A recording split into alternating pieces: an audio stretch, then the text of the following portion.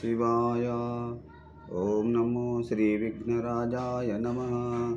ఓం నమో శ్రీ లక్ష్మీ నృసింహదేవాయ నమః. ఓం నమో శ్రీరామచంద్ర పరబ్రహ్మణే నమః. ఓం నమో శ్రీకృష్ణ పరబ్రహ్మణే నమః.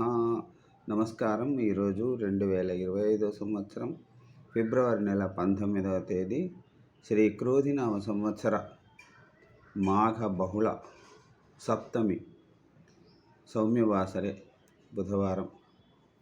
ఇప్పుడు హైదరాబాద్ మహానగరంలో సమయం సాయంకాలం 5:25 అయింది. భక్తుని నోట భగవద్గీత. ఈరోజు 13వ రోజు. మనం శ్రీమద్భగవద్గీతలో 2వ అధ్యాయం సాంఖ్యయోగం పారాయణం చేసుకుంటూ ఉన్నాము. ఈరోజు 21వ శ్లోకం నుంచి 26వ శ్లోకం వరకు పాడుకొని వాటి తాత్పర్యములను తెలుసుకుని ఆనందిద్దాం. ఓం నమో శ్రీ కృష్ణం వందే జగద్గురు. నా పృష్ఠభాగంలో శ్రీరామచంద్రుల వారికి, అయోధ్య శ్రీరామచంద్రుల వారికి భక్తులు శ్రీ చల్లా శ్రీనివాసరావు గారు సమర్పించినటువంటి వెండి పాదుకలు కనిపిస్తూ ఉన్నాయి. ఓం నమో శ్రీరామచంద్ర పరబ్రహ్మణే నమః. వాటికి నమస్కరించుకోండి. ఇప్పుడు 21వ శ్లోకం.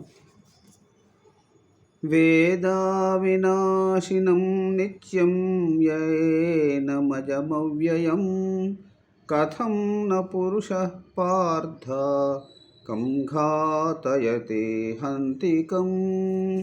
ఈ 21వ శ్లోకం యొక్క తాత్పర్యం: ఆత్మనాశనం లేనిది, నిత్యమైనది, వృద్ధిక్షయములు లేనిది, వ్యయము కానిదని తెలిసినవాడు చంపడానికి ఎలా ప్రేరేపిస్తాడు? తాను మాత్రం ఎలా చంపుతాడు?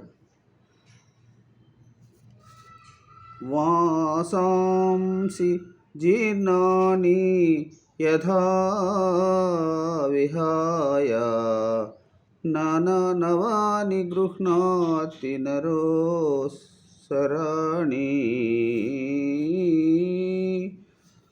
వాసాంసి జీర్ణాని యథా విహాయ నవాని గృహ్ణాతి నరోపరాణి తథా శరీరాణి విహాయ జీర్ణాన్యన్యాని సంయాతి నవాని దేహి. 22వ శ్లోకానికి తాత్పర్యం: చిరిగిపోయిన బట్టలను వదిలి మనం నూతన వస్త్రాలు ధరిస్తున్నట్లే నిరుపయోగమైన శరీరాన్ని వదిలి ఆత్మ క్రొత్త దేహంలోకి ప్రవేశిస్తుంది. నైనం చిందంతి శస్త్రాణి నైనం దహతి పావక. నైనం చిందంతి శస్త్రాణి నైనం దహతి పావక నచైవనం క్లేదయశ్చాపో నశోచయతి మారుత.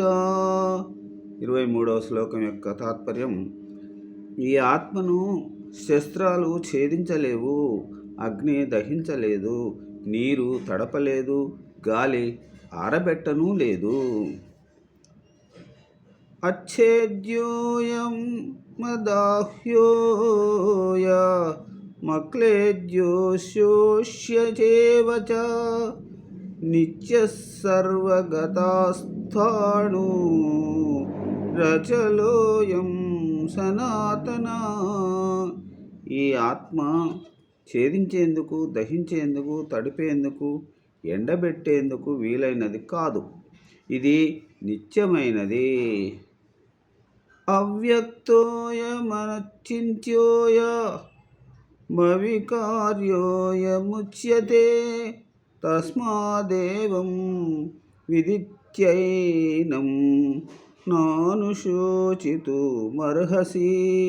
25వ శ్లోకం యొక్క తాత్పర్యం: ఆత్మ ఇంద్రియ గోచరం కాదు. ఊహించశక్యం కానిది.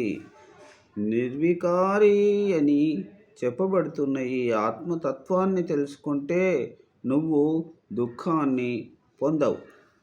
ఇక ఈనాటి చివరి 26వ శ్లోకం. అధశ్చైనం నిత్యజాతం నిత్యం వా మన్యసే మృతం తథాపి త్వం మహాబాహో నైనం శోచితుమర్హసి. 26వ శ్లోకం యొక్క తాత్పర్యం, ఒకవేళ నువ్వు ఈ ఆత్మను శరీరం వలనే ఎప్పుడూ పుడుతూ పోతూ ఉంటే దానిగా భావిస్తావేమో.